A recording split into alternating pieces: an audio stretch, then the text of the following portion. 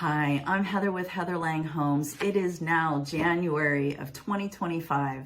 That means we have December stats that we can review compared to November of last year. And then we'll take a look at our year over year and stats from 2024 as compared to 2023. Let's first start looking at December compared to November, and we'll dive right in. The number of active homes in December decreased by 21% from November, with 506 single-family homes available in Santa Clara County. The pending sales went down by 41% and sold sales down by 22%.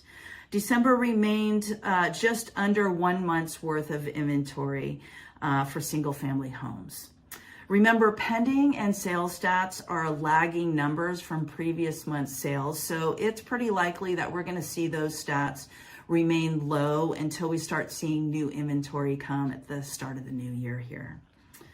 The average days on market went up by 18%, translating into 14 more days than November, with homes taking an average of 26 days on market before getting into contract in December.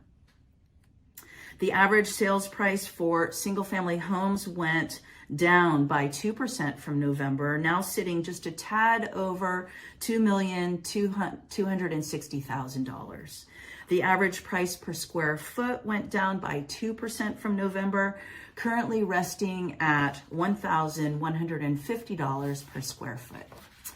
The list to sales price ratio stayed the same as November, with the average sales still receiving about 5% over the seller's offer price. The 30-year conforming fixed mortgage rate, as noted by bank rate, rose in December just a bit, landing at 7.04% at the end of the month of December. The last quarter of 2024 saw more volatility with mortgage rates, interest rates, than we had hoped for. Inflation numbers had come down close to the 2% that the Fed was looking for as our goal mark, but then it began to rise up again. Nevertheless, the Fed did reduce prime rate as promised at the 25 basis points in the beginning of December. However, the current message from the Fed, coming from the chairman, is more of a wait and see stance now, with renewed concern over inflation ticking up and wanting to keep a close eye on the job market numbers. Keeping an eye on both numbers will play a large part as to whether and when the Fed will continue to reduce the prime rate. At first, the Fed was saying prime rate would be reduced and dropped about 3 times in 2025, but he's now only considering a conservative two drops for this year, and not necessarily until we've gotten past the first quarter of 2025. Remember, the prime rate is not directly connected to the mortgage rate, but it does affect credit card debt.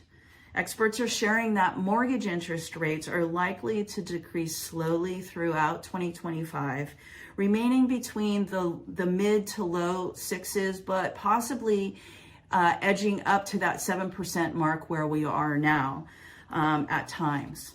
And it is likely to now take until about 2027 before we're going to see mortgage interest rates drop to that 5% range.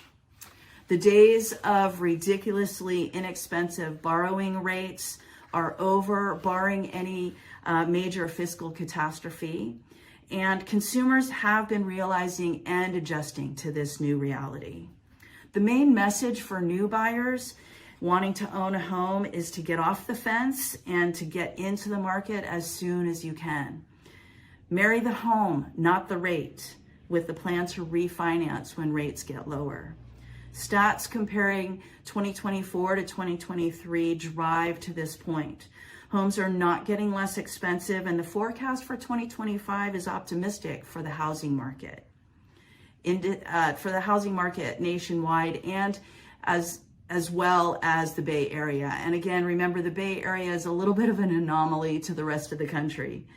We are expecting to have more inventory appear, and we are expecting more buyers to come out to make their purchases. So let's now compare our year-over stats from 2024 to that of 2023. The year-over-year average sales price went up by 10% from 2023, ending 2024 at an average sales price of just under $2,297,000. The average price per square foot went up also by 10% from 2023, landing at $1,195 per square foot. And most telling is having seen the list to sale price ratio go up by 2% from 2023, where homes were selling approximately 5% over the seller's offer price in 2023. 2024 buyers pushed that average to 6.7% of the seller's offer price. Successful buyers have adjusted to higher interest rates than in those previous unicorn years when they were getting 3 to 4% interest rates, and they will enjoy those buyers that made that jump in 2024 will enjoy equity gain and growth from their adjustments. The seller market definitely shifted over the past couple of years, where sellers now need to be more cognizant of their home condition and location as they prep for market. Yet, when presented well for financially stretched buyers and priced strategically, buyers continue to compete for the best homes, and equity gains were prevalent through the Bay Area in 2024. We continue to see a seller's market existing in the Bay Area housing market. As the Fed plans to continue balancing between the job market and inflation numbers, Americans, again, are adjusting to the new world of mortgage rates residing between that 6 and the 7% mark for the time being. Seeing that the Bay Area housing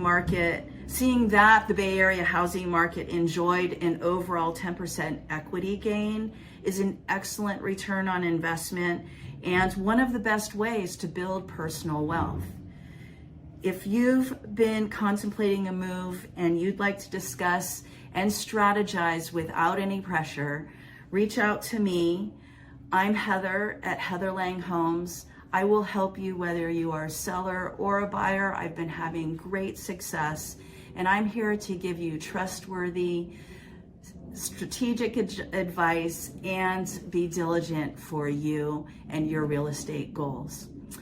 I'm Heather at Heather Lange Homes. You can reach out to me at 408-207-3130. In the meantime, have a great start to our new year of 2025. Enjoy all the new beginnings, the new goals, and I'll be here to help review January of 2025 next month.